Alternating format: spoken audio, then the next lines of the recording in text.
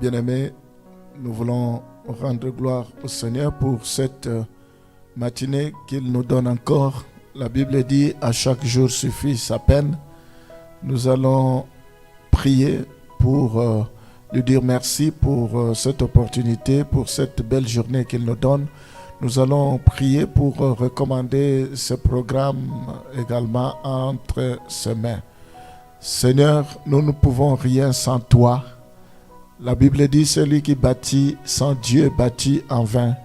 Nous voulons te dire merci, nous te sommes vraiment reconnaissants parce que beaucoup auraient souhaité avoir le souffle de vie, avoir la vie, mais n'ont pas pu.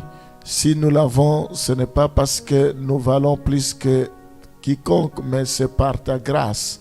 Tu fais grâce à qui tu veux, tu fais miséricorde à qui tu veux. Nous te sommes infiniment reconnaissants. Sois loué pour cette journée.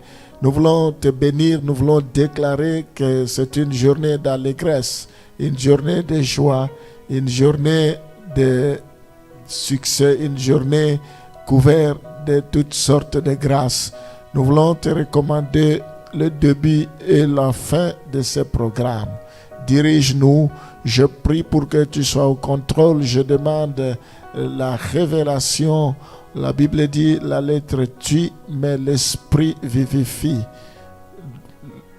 Parle-nous, Seigneur, édifie-nous, sois loué, sois béni, au nom de Jésus.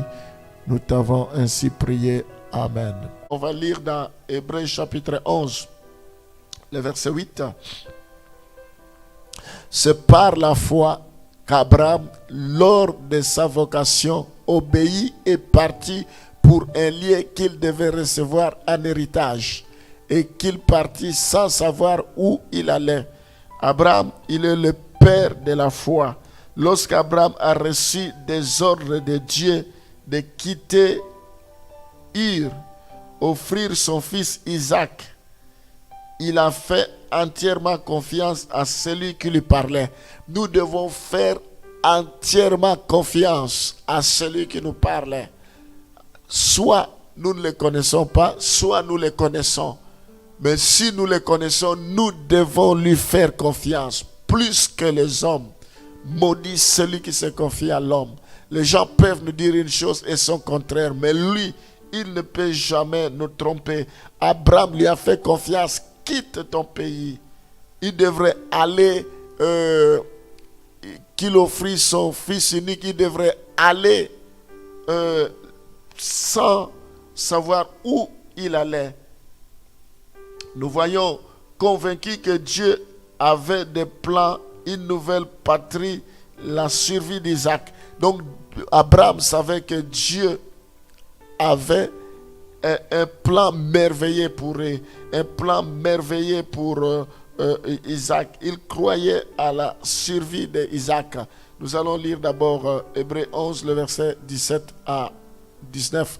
C'est par la foi qu'Abraham offrit Isaac lorsqu'il fut mis à l'épreuve et qu'il offrit son fils unique, lui qui avait reçu les promesses et à qui il avait été dit: en Isaac sera nommé pour toi une postérité. Il pensait que Dieu est puissant même pour ressusciter les morts. Aussi les recouvra-t-il par une sorte de résurrection.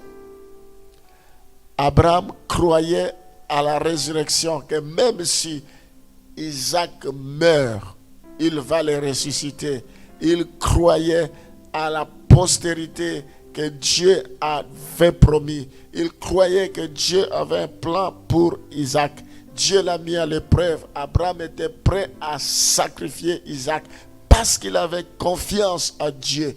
Est-ce que tu as réellement confiance à Dieu par rapport à ce qu'il t'a dit, par rapport à ta situation administrative, par rapport à ton travail, par rapport à ton ministère, par rapport à ta maladie, par rapport à ta vie sentimentale, par rapport, je ne sais pas, à tes enfants, il faut faire confiance à Dieu. Le même Dieu qui a parlé à Abraham, c'est le même Dieu qui te parle ce matin. C'est le même Dieu qui t'a toujours parlé. Il n'a pas changé. Si Abraham a vu ses promesses s'accomplir, tu verras aussi tes promesses s'accomplir. C'est le même Dieu. Abraham, lui, il a choisi de faire confiance à Dieu.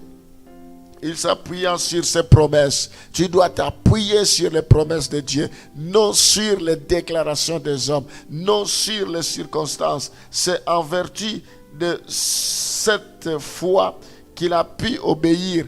Il a obéi parce qu'il avait la foi.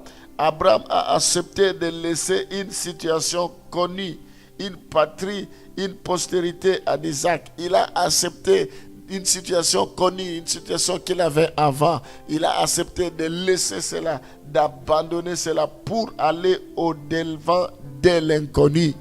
Souvent, on est attaché à nos petits conforts, mais Dieu veut nous amener beaucoup plus loin. Dieu veut nous amener dans des eaux profondes. La gloire de la seconde église sera plus grande que celle de la première.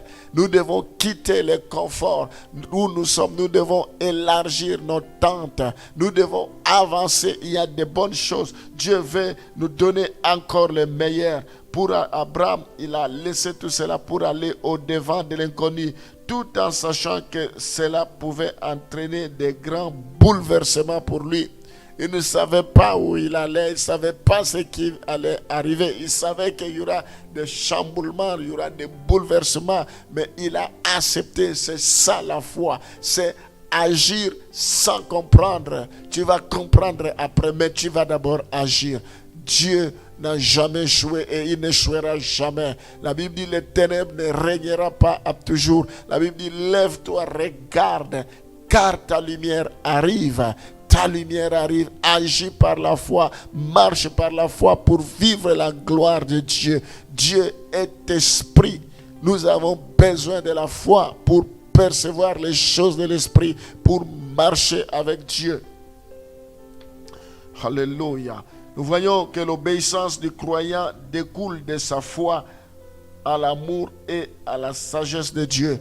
Nous avons besoin de la foi pour obéir à Dieu. Nous ne pouvons pas dire que nous croyons à Dieu sans que nous ayons la foi. Il faut que nous ayons l'amour et de la sagesse en Dieu. La foi étant par essence l'acte de s'en remettre à Dieu. La foi veut dire nous nous en remettons à Dieu. Elle implique nécessairement l'obéissance à ses directives. On ne peut pas dire qu'on a la foi, mais on n'obéit pas aux directives de Dieu. On ne peut pas dire qu'on a la foi, mais on lui résiste. On ne peut pas dire qu'on a la foi, mais on ne fait pas ce que Dieu nous demande de faire.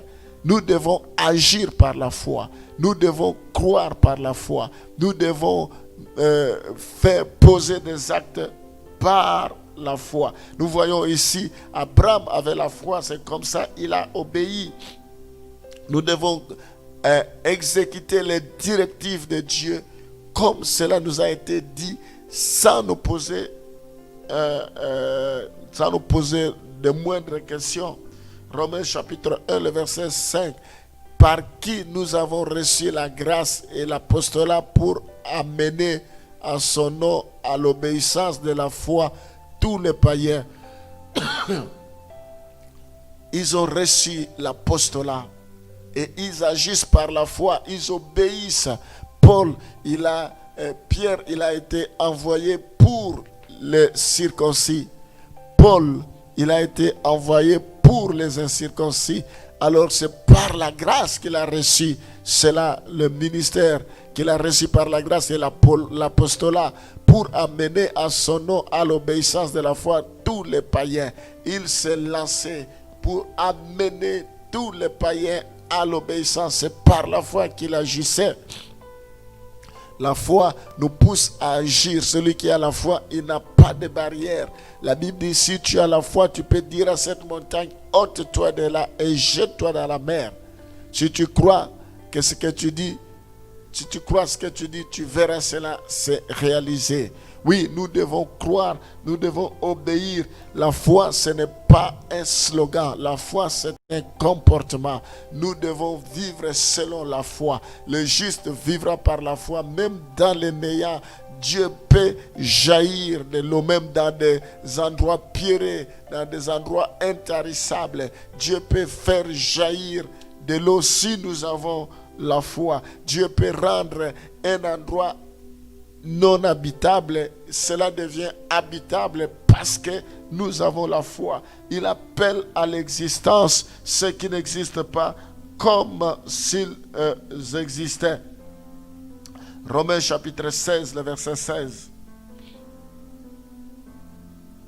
Saluez-vous les uns les autres par un saint baiser. Toutes les églises de Christ vous saluent. Nous voyons, on va lire 1 Jean chapitre 5, le verset 3 à 5. Car l'amour de Dieu consiste à garder ses commandements. Et ces commandements ne sont pas pénibles. 3 à 5. Parce que tout ce qui est né de Dieu triomphe du monde. Et la victoire qui triomphe du monde, c'est notre foi. Gloire au Seigneur. Qui est celui qui a triomphé du monde, sinon celui qui croit que Jésus-Christ est le Fils de Dieu. Donc tout ce qui est né de Dieu triomphe du monde. Et ce qui triomphe du monde, c'est notre foi. Nous avons besoin de l'obéissance. Nous devons obéir seulement et Dieu fera le reste. Mais bien-aimés, est-ce que réellement Dieu nous a parlé? Est-ce que réellement nous avons entendu sa voix? Est-ce que réellement nous sommes convaincus que c'est Dieu qui nous a parlé? Si c'est Dieu qui t'a parlé, tu dois continuer, tu dois faire confiance à ce Dieu-là. Quel que soit le temps que cela prendra, il y aura la victoire. Souvent on dit, quelle que soit la durée de la nuit, le jour finit par se lever. Donc, quel que soit le temps, il faut persévérer. Donc, Abraham, il a cru, il a pris les risques. Si Abraham n'était pas sorti, les promesses ne se seraient pas accomplies. Les promesses se sont accomplies seulement quand il a quitté. Aussi longtemps que tu ne poses pas les actes de foi, aussi longtemps que tu ne bouges pas, tu ne fais rien, Dieu te regarde, Dieu t'observe. Il n'y a rien qui va s'accomplir parce que tu ne donnes pas l'occasion aux promesses de se réaliser. Pour qu'un avion atterrisse, il faut que les pistes soient préparées. Nous devons préparer le terrain pour que Dieu puisse agir, pour que notre foi puisse opérer, pour que Dieu puisse opérer à travers notre foi. Nous allons prier. Nous avons vu Abraham, il a obéi à Dieu. Abraham a reçu des ordres. Il a fait entièrement confiance à Dieu. Seigneur, toi, tu es le Dieu d'Abraham, le Dieu d'Isaac, le Dieu de Jacob. Tu es aussi notre Dieu. Nous voyons Abraham est notre Père par la foi. Son histoire, son récit est bouleversant. Abraham est sorti de sa femme, ne sachant pas où il allait. Il a laissé son confort. Abraham, malgré qu'il était avancé en âge, Abraham a cru à ce que tu lui avais dit. Tu as dit, quitte ton pays, va, quitte ta patrie. Il a laissé tout derrière, mais il regardait à l'invisible. Il est sorti sans se poser la question. Il n'a pas voulu d'abord voir ce que tu lui avais promis avant de sortir, mais il a obéi. L'obéissance vaut mieux que le sacrifice. Ce matin, je prie pour que nous soyons obéissants. Fais de nous des hommes obéissants, des femmes obéissantes. Je prie, Seigneur, pour que nous soyons sensibles à ta parole, que nous sachions distinguer ta parole, ta voix, ce qui vient de toi et ce qui ne vient pas de toi. Seigneur, que nous restons fermes comme Abraham, que nous puissions obéir. Laisse-nous remplir de l'obéissance à ta parole, l'obéissance à tout ce que tu nous demandes, parce qu'il y a un prix pour toutes choses. Vaut mieux la fin d'une chose que son commencement. La Bible dit l'obéissance vaut mieux que les sacrifices. Nous voulons t'obéir sur toutes choses. Nous voulons t'obéir sur tous les points. Sois béni à jamais. Gloire te soit rendue. Répands l'esprit d'obéissance maintenant dans le nom de Jésus. À cause de son obéissance, Abraham, et de sa foi, il a expérimenté ta main puissante. Nous voulons aussi expérimenter ta main. Nous te rendons gloire au nom de Jésus. Amen.